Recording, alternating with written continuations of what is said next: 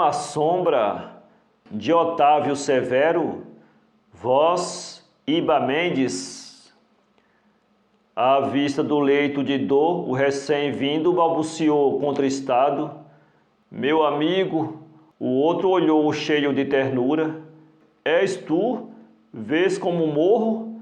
Não há em todo o meu ser um vislumbre de revolta, nem meus próprios órgãos, dominados por minha vontade ingente, têm arrancos de desespero.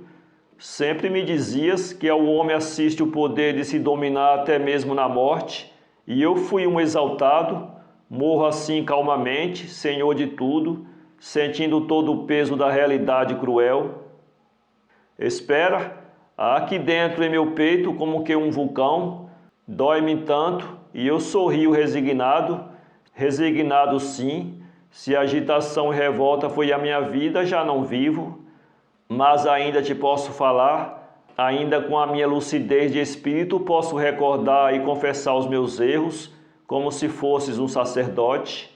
Depois morrerei, morrerei miseravelmente como vivi. Hoje, meu amigo, 25 de dezembro, guardo bem esta data, grande dia para a humanidade que acredita na linda quimera que frutificou do ventre da Virgem Maria. Belo dia, cheio de ilusões, cheio de consolo. Para mim, frangalho de gente, sempre foi um dia aziago. Na minha lembrança longínqua, quase velada pela distância de mais de 3 decênios, vejo no lar pobre em que nasci a figura austera de meu pai, homem rude, mas leal, alto, de grandes barbas, a me fitar numa repreensão contínua, e a da minha mãe, loura, muito esguia, expressão beatífica no rosto de um oval exagerado e uma suavidade estranha na voz. No dia de Natal, na nossa sala de jantar de mobiliário rústico, em torno de uma mesa, a família se reunia, meus pais, meus irmãos e alguns parentes. A minha irmã mais velha, num tempo em que eu comecei a discernir melhor a vida, devia andar pelos seus 20 anos. Era uma moça linda e tão parecida com minha mãe, que eu muitas vezes na penumbra da nossa sala de jantar as confundia. Raramente nós nos encontrávamos assim reunidos. Estava internado no colégio e ela auxiliava minha mãe a costurar para fora. Vinha passar as férias em casa e neste curto espaço de tempo cometia faltas, distúrbios, indelicadezas que a todos alcançavam. Tornava-me insuportável em qualquer lugar onde estivesse. Só minha mãe às vezes sorria para mim e procurava me aconselhar, mas nada conseguia. Vivia como que segregado do mundo, imaginando e executando na primeira ocasião maldades, destruições e até roubos. Para isso me unia àqueles cujas tendências eram piores que as minhas, maltratava os animais, desrespeitava os velhos, zombava dos fracos, provocava os aleijados, armava rixas, fazia intrigas e despertava ódios. Ocasiões havia, porém, que melhorava, que parecia mudar e tender para o bom caminho. Uma força qualquer me dominava, mostrando outra personalidade que a mim mesmo causava espanto. Passava então a proceder moderadamente, procurando desfazer a péssima impressão da minha conduta. Mas isso durava pouco, e novamente voltava a sentir a atração irresistível para o erro. Minha família era profundamente religiosa, de uma crença enraizada vinda por tradição de séculos atrás. Na observância dos mandamentos de Deus, ninguém naquela casa poderia discrepar. Só a figura e o olhar de meu pai bastavam para infundir respeito e religiosidade, pois foi num dia de Natal, na austeridade do ambiente da nossa casa, naquela mesa tradicionalmente respeitável, que eu descobri em minha irmã mais velha encantos, seduções que até então desconhecia, e no fervor da minha adolescência mórbida, numa revelação precoce de mau caráter, eu me apaixonei por ela de maneira tal que desde então a sua imagem não mais abandonou meu pensamento. Já não podia beijar angelicamente na fronte, sentia uma tentação irresistível de beijar-lhe a boca em expansão de instinto bravio. Olhava-a cheio de desejo, procurando descobrir-lhe talvez nos olhos a mesma ânsia que me abrasava. Eles, porém, como dois trechos de um lago límpido, deixavam transparecer até o fundo. Debalde, por meio de palavras e insinuações malévolas, procurei conspurcar-lhe o espírito, até que tive de regressar ao colégio. Lá, de péssimo estudante, tornei-me rebelde, expulsaram-me. Acode-me ainda o olhar com que meu pai me recebeu em casa, mas eu sentia uma alegria satânica de poder rever minha irmã. Nada mais me impressionava senão ela, e foi com essa obsessão vil que passei noites a fio sem dormir sequer. Ao fim, já meio louco, tive uma resolução profana. Quando todos em casa dormiam, altas horas da madrugada, pé ante pé, sutilmente como ladrão vulgar, saí de meu quarto, atravessei a sala de mobiliário rústico e, exibindo o meu sentimento sórdido, empurrei a porta do dormitório de minhas irmãs. Sônia, a mais velha, ocupava uma cama à esquerda. Aproximei-me, vi-a em suas vestes de virgem, tranças caídas, embalada num sono de pureza.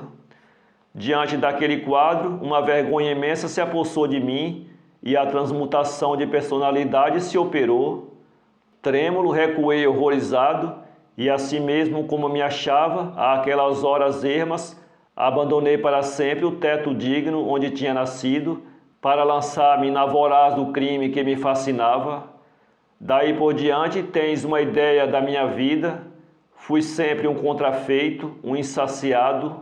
Deus, honra, leis, para mim eram meras convenções vindas da ignorância e da covardia humanas. Afastei-me da sociedade, tornando-me um pária. Pertenci por desleixo e má vontade à ralé mais imunda e sofredora. Agoniado, aumentando o meu tormento, me debatia. Quando a onda comunista, vencendo os czares, dominou as regiões gélidas da Rússia e o seu eco esperançoso chegou a estas praias quentes, lancei-me a ela como um furioso e fui sem dúvida um dos mais fervorosos adeptos. Inconsciente, desvirtuando-lhe a finalidade, cometi desatinos.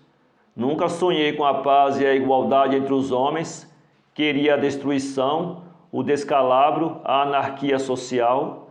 Os meus companheiros de ideias, energúmenos como eu, eram indivíduos desatinados e que viam na força, na confusão, o único meio de aplicar aquela doutrina social, e como fosse eu o mais destemido, o mais fanático,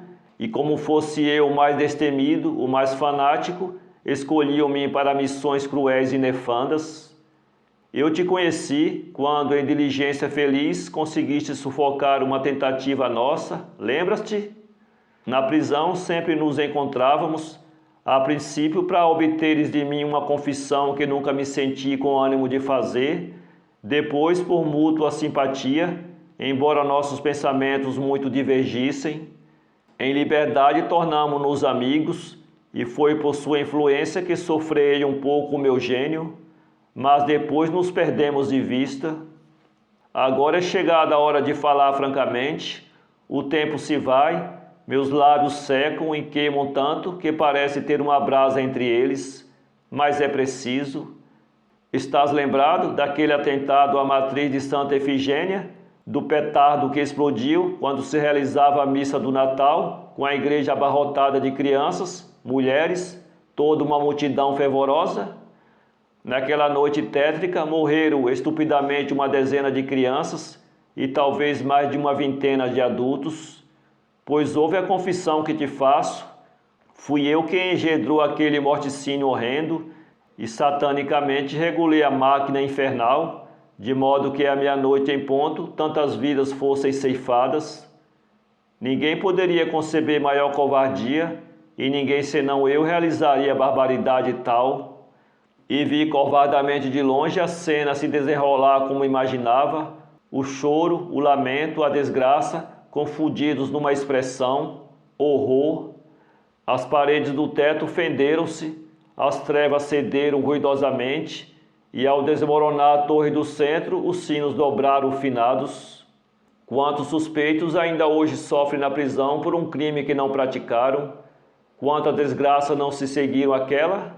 Vá, repare em parte tão grande justiça, traze-os aqui enquanto vivo para me esbofetear, para me cuspir no rosto, para me arrancar os olhos. Mais do que tudo isso eu mereço. Vá, chama a todos para que acabe de matar um miserável. Não te demores, a voz já me foge, talvez não haja mais tempo. Agora tudo é diverso. Os homens, quando se aproximam da morte, começam a compreender a vida.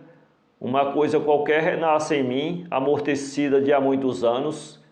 Vejo numa clarividência extraordinária que o Natal não muda, é sempre o mesmo dia de consolo e de esperança, e que indivíduos como eu surgem, se agitam loucamente e desaparecem.